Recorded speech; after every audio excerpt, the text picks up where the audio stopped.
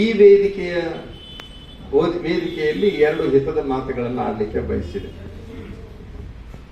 ಬಹುಶಃ ತಾವೆಲ್ಲ ಗಮನಿಸಿರಬಹುದು, ನಿನ್ನಿಲ್ಲದ ಮೊನ್ನೆ ಒಂದು ವಿದ್ಯಾರ್ಥಿನಿಯ ಕೊಲೆ ಆಯಿತು. ಆ ಕೊಲೆ ನಾವೆಲ್ಲ ನಾಗರಿಕರು ತಲೆ ತಗ್ಗಿಸುವಂತಹದ್ದು, ಸರ್ಕಾರಗಳು ತಲೆ ತಗ್ಗಿಸುವಂತಹದ್ದು, ಕಾನೂನು ತಲೆ ತಗ್ಗಿಸುವಂತಹದ್ದು ಘಟನೆ. ಅಂತಹ ಒಂದು ಕ್ರೂರ ಕೃತ್ಯ ನಡೆದ್ರೆ ಬಹುಶಃ ಒಂದು ಸರ್ಕಾರ ಅದು ಅವರು ವೈಯಕ್ತಿಕ ಅಂತ ಹೇಳ್ಕೊಳ್ಳುವಷ್ಟರ ಮಟ್ಟಿಗೆ ನಿರ್ಲಕ್ಷ್ಯವನ್ನು ತಾಳ್ತದೆ. ಇನ್ನೊಂದು ಅದರ ವಿರುದ್ಧ ಸರ್ಕಾರ ಇದನ್ನೇ ಚುನಾವಣೆಗೆ ಬಳಕೆ ಮಾಡಿಕೊಂಡು ಬಿಡೋಣ ಅನ್ನುವಂತಹ ಹುನ್ನಾರಕ್ಕೆ ಕೈ ಹಾಕ್ತದೆ. ಇಂತಹ ಹೀನ ಸಂಸ್ಕೃತಿಗಳು ಈ ದೇಶದಲ್ಲಿ ನಡೀತಾ ಇರೋದನ್ನು ನೋಡಿ ಬಹುಸಂಖ್ಯಾತ ಬುದ್ಧಿಜೀವಿಗಳ ಆಗ್ರಹದ ಮೇರೆಗೆ ನಿಮ್ಮಂತಹ ಸ್ವಾಮೀಜಿ ಕರ್ನಾಟಕಕ್ಕೆ ಒಬ್ಬರು ಬೇಕಾಗಿದ್ದಾರೆ ಅನ್ನುವಂತಹ ಮಾತನ್ನ ಹೇಳಿದ್ದಕ್ಕಾಗಿ ನಾವು ಈ ರಂಗವನ್ನ ಪ್ರವೇಶ ಮಾಡಬೇಕಾಗಿದೆ. ನೀವೆಲ್ಲ ಒಂದಿಲ್ಲ ಒಂದು ಪಕ್ಷದಲ್ಲಿ ಇರ್ತೀರಿ, ಒಂದಿಲ್ಲ ಒಂದು ನಾಯಕರೊಂದಿಗೆ ಆತ್ಮೀಯರಾಗಿರ್ತೀರಿ, ಪರಿಚಿತರಾಗಿರ್ತೀರಿ, ಅದೆಲ್ಲ ನಮಗೆ ಚೆನ್ನಾಗಿ ಗೊತ್ತು.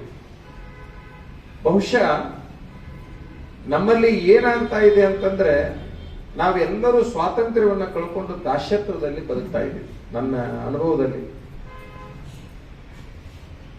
ಒಂದು ಜಾತಿಯ ಸಂಕೋಲೆಯಲ್ಲಿ ಸಿಕ್ಕೊಂಡಿರ್ತೇವೆ, ಒಂದು ಪಕ್ಷದ ಸಂಕೋಲೆಯಲ್ಲಿ ಸಿಕ್ಕೊಂಡಿರ್ತೇವೆ, ಇನ್ನೂ ಬೇರೆ ಬೇರೆ ಬೇರೆ ಬೇರೆ ಸಮಸ್ಯೆಗಳಲ್ಲಿ ನಾವು ಸಿಕ್ಕಾಕೊಂಡು ನಮ್ಮ ಸ್ವಾತಂತ್ರ್ಯವನ್ನ ಕಳ್ಕೊಳ್ಳುವಂತಹ ಪರಿಸ್ಥಿತಿಗೆ ನಾವು ಬಂದಿದ್ದೇವೆ.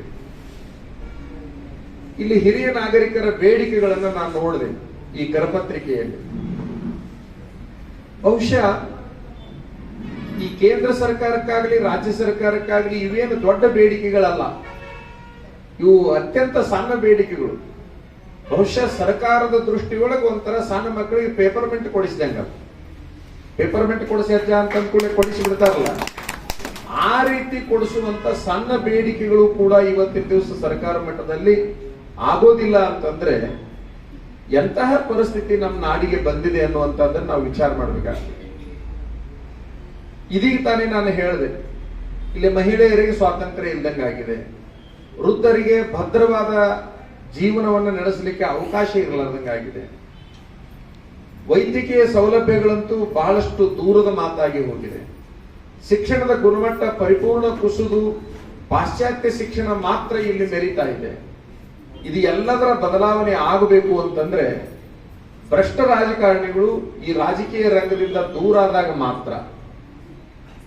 ಶ್ರೀಮಂತರ ಪಾಲಾಗಿರ್ತಕ್ಕಂಥ ರಾಜಕಾರಣ ಆದರ್ಶ ಮತ್ತು ಹೋರಾಟಗಾರರು ಮತ್ತು ಸಮಾಜ ಮತ್ತು ರಾಷ್ಟ್ರದ ಬಗ್ಗೆ ಕಳಕಳಿ ಇರೋರ ಕೈಯಾಗಿ ಸಿಕ್ಕಾಗ ಮಾತ್ರ ಇವೆಲ್ಲ ಬದಲಾವಣೆ ಆದವೇ ಹೊರತಾಗಿ ಮಾಧ್ಯಮ ಶ್ರೀಮಂತರ ಪಾಲಾಯಿತು, ರಾಜಕಾರಣ ಶ್ರೀಮಂತರ ಪಾಲಾಯಿತು, ಅಧಿಕಾರ ಶ್ರೀಮಂತರ ಪಾಲಾಯಿತು. ಹಂಗಾಗಿ ಈ ನಾಡಿನೊಳಗೆ ಅಶಾಂತಿ ಅಂತಕ್ಕಂಥದ್ದು ನೆಲೆಸ್ತಾ ಇದೆ.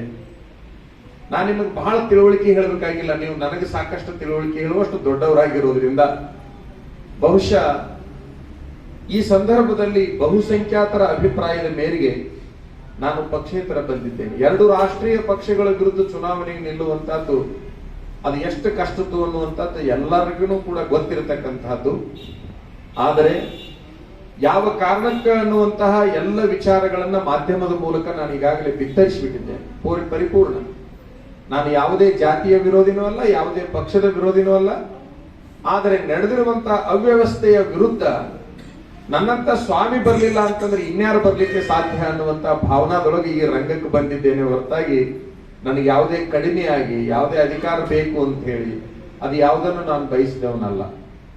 ಅನ್ಯಾಯವನ್ನು ನಾನು ಯಾವಾಗಿನಿಂದ ಹೋರಾಟ ಮಾಡ್ಕೊಂತ ಅದರ ವಿರುದ್ಧ ಪ್ರತಿಭಟನೆ ಮಾಡ್ಕೊತೇನೆ ಬಂದೇನೆ ಅಂದ್ರೆ ನಾನು 5 ವರ್ಷದ ಹುಡುಗಿದ್ದಾಗಿಂದ 5 ವರ್ಷದ ಹುಡುಗಿದ್ದಾಗ ನಮ್ಮ ಅವನ ವಿರುದ್ಧ ಪ್ರತಿಭಟನೆ ಮಾಡಕ್ ಚಾಲೂ ಮಾಡಿದವ ನಾನು.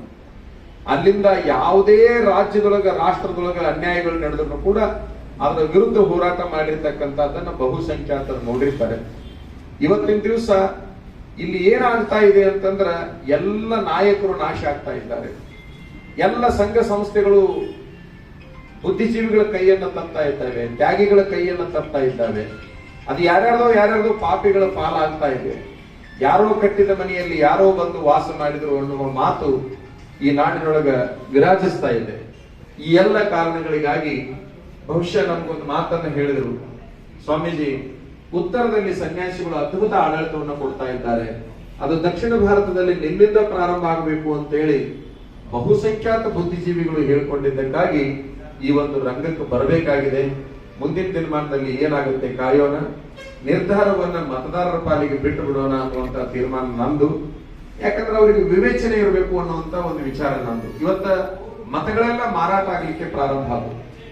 ಬಹಳ ದೊಡ್ಡ ದೊಡ್ಡ ಶ್ರೀಮಂತರ ಸಹಿತ ಬಹುಶಃ ಅವ್ರ ಮನಾಗ ನಾಯಿಗೆ 3,000 ರೂಪಾಯಿ ಆಹಾರ ಹಾಕ್ತಿರ್ತಾರ, 1,000 2,000 ಓಟಿಗಾಗಿ ಯಾವನಾರು ಕೊಡಾಕ್ ಬಂದಪ್ಪ ಅಂತಂದ್ರೆ ತಗೊಂಡು ಕಿಸೆದಾಗ ಇಟ್ಕೊಂತಿರ್ತಾರ. ದಿನಕ್ಕೆ 3,000 ರೂಪಾಯಿ ಆಹಾರನ ಅವ್ರ ಮನ ನಾಯಿ ತಿಂತಿರ್ತೈತಿ, ಆದ್ರೆ ಇವ್ರು 2,000 ರೂಪಾಯಿನ ಆ ರಾಜಕಾರಣಿಗಳ ಕಡೆಯಿಂದ ತಗೊಂತಿರ್ತಾರೆ. ಎಲ್ಲಿವರೆಗೆ ಕನ್ಯೆಯನ್ನ ದಾನ ಮಾಡಿದ ಹಾಗೆ ನಾವು ಮತವನ್ನು ದಾನ ಮಾಡೋದಿಲ್ಲ, ನಾವು ಕನ್ಯಾದಾನ ಅಂತ ಕರಿತೀವಿ, ಹಾಗೆ ಮತದಾನ ಅಂತಲೂ ಕೂಡ ಕರಿತೀವಿ. ಆದ್ರೆ ಕನ್ಯೆಯನ್ನ ದಾನ ಮಾಡ್ತೀವಿ, ಮತವನ್ನ ಮಾರಾಟ ಮಾಡಾಕತ್ತೀವಿ. ಕನ್ಯಾ ದಾನ ಮಾಡೋ ಬದಲಿ ಅದನ್ನ ಮಾರಾಟ ಅಂದ್ಬಿಟ್ರೆ ಮನೆಯ ಗೌರವ ಹಾಳಾಗ್ತದೆ, ಮತವನ್ನ ಮಾರಾಟ ಮಾಡಿಬಿಟ್ರೆ ದೇಶದ ಗೌರವ ಹಾಳಾಗ್ತದೆ. ದೇಶದ ಉಳಿವು ನನ್ನ ತಿಳುವಳಿಕೆಯಲ್ಲಿ ರಾಜಕಾರಣಿಗಳ ಕೈಯಲ್ಲಿಲ್ಲ, ಮತದಾರರ ಕೈಯಲ್ಲಿದೆ. ನಿಮ್ಮೆಲ್ಲರ ಬೇಡಿಕೆಗಳು ಅತ್ಯಂತ ಸಾಮಾನ್ಯ. ನನ್ನನ್ನು ನೀವು ಬೆಂಬಲಿಸಿದ್ರು ಸರಿ, ಬಿಟ್ರು ಸರಿ, ನಾನು ಮಾತ್ರ ನಿಮ್ಮ ಹೋರಾಟದ ಪರವಾಗಿ ನಿಮ್ಮ ಬೆಂಬಲಿತ ಇರ್ತೇನೆ. ರಾಜಕಾರಣಿಗಳು ಕೊಡುವಂಗ ಆಶ್ವಾಸನೆಗಳನ್ನು ಕೊಟ್ರೆ ನಮ್ಗ ಅವರಿಗೆ ವ್ಯತ್ಯಾಸಗಳು ಉಳಿಯೋದಿಲ್ಲ. ಅದಕ್ಕಾಗಿ ನಾವು ಒಂದೇ ಮಾತು ಹೇಳಕ್ ಇಷ್ಟಪಡ್ತೀನಿ, ಅದು ಆಯ್ಕೆ ಆಗುತ್ತೋ ಬಿಡುತ್ತೋ ಅದು ಎರಡನೇ ಪ್ರಶ್ನೆ. ರಾಜ್ಯದೊಳಗೆ 75,000 ಜನ ಹಿರಿಯ ನಾಗರಿಕರದೀರಿ ಅಂತೇಳಿ ಇದ್ರೊಳಗೆ ಚೀಟಿ ಒಳಗೆ ಹಾಕಿರಿ. 75 ಲಕ್ಷ ಜನ ಹಿರಿಯ ನಾಗರಿಕರದೀರಿ ಅಂತ ಈ ಚೀಟಿ ಒಳಗಿದೆ, ಕರಪತ್ರಿಕೆಯಲ್ಲಿದೆ. 75 ಲಕ್ಷ 1 ಅನ್ನುವಂತಾದ್ರೆ ಇಟ್ಕೊರೆ, ಅದು ನಾನು ನಿಮ್ ಜೊತೆಗೆ ಇರ್ತೀನಿ ಅನ್ನುವಂತ ಮಾತನ್ನು ಹೇಳಿ ನನ್ನ ಮಾತನ್ನು ಮುಗಿಸ್ತೇನೆ. हम ये विश्वास रखेंगे कि आप हमारे साथ रहेंगे और ये लड़ाई जरूर रहेंगे. Thank you. बहुत बहुत धन्यवाद उनको. ನಾನು SSLC फेल आಗಿದೆ. मैं SSLC फेल क्योंकि गुरुकुल में जनरल एजुकेशन को अवकाश नहीं था, इसलिए जनरल एजुकेशन छोड़ के मैं आध्यात्म में आया. सामाजिक, आध्यात्मिक, धार्मिक और ऐतिहासिक सब शिक्षण ले लिया, परंतु मुझे अंग्रेजी, संस्कृत, कन्नड़ा, इंग्लिश, मैं हर भाषा चाहता हूं. केवल एक ही बात है आपके लिए, इस देश में त्यागियों को अधिकार मिलने से हर आदमियों को सुख शांति